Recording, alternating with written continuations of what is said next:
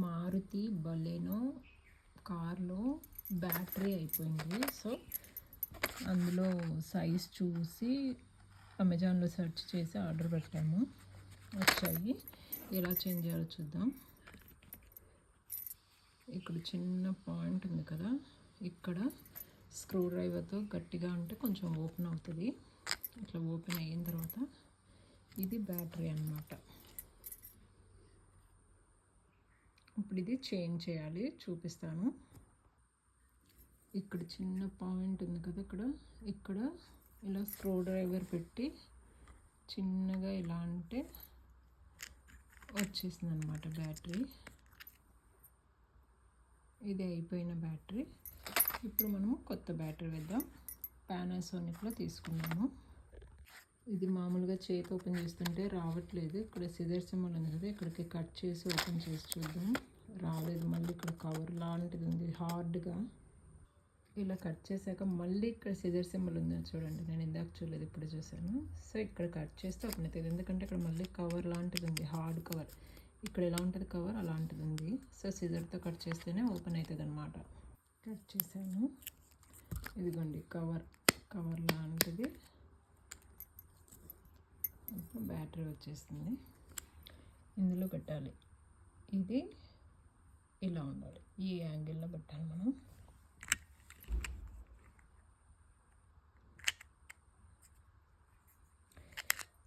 ఇక్కడ పిన్స్ చూసారా, ఇది ఫిక్స్డ్. ఈ రెండు అడ్జస్టబుల్ టైప్ ఉన్నాయి. సో ఫస్ట్ ఇక్కడ దాని కిందకి వెళ్ళేలాగా పెట్టి ప్రెస్ చేస్తే సెట్ అయిపోతుంది అన్నమాట. అయిపోయింది. ఇప్పుడు వర్క్ చేసేది చూసారా. మళ్ళీ ఒకసారి పాత బ్యాటరీ వేసి చూద్దాం. ఓపెన్ చేయాలంటే ఇక్కడ ఇలా పెట్టి చిన్నగా ఇలా అనాలి.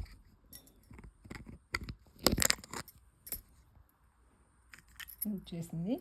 ఇది పాత బ్యాటరీ వేసి చూద్దాం వర్క్ అవుతుందా లేదా అని. వర్క్ అవుతుంది కానీ ఒక్కోసారి రికగ్నైజ్ చేయట్లేదు, అందుకే కొత్తది వేద్దామని తీసుకున్నాం.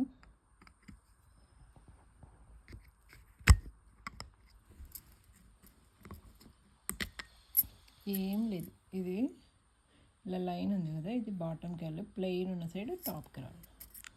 ఇలా లోపలికి ఇక్కడ ఇది ఫిక్స్డ్ పాయింట్ కదా, అక్కడికి పెట్టేసి అడ్జస్టబుల్ అనమాట. ఇక్కడ ప్రెస్ చేయాలి, సెట్ అయిపోయింది. ఇప్పుడు మళ్ళీ దీన్ని ఇలా క్లోజ్ చేసేయాలి. జస్ట్ ప్రెస్ చేయడమే.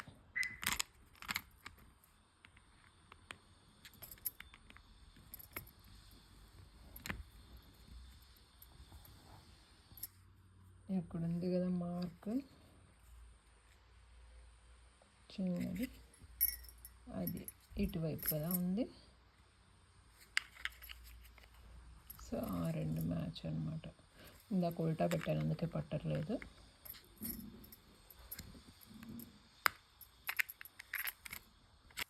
అయిపోయింది, రెడీ అయిపోయింది.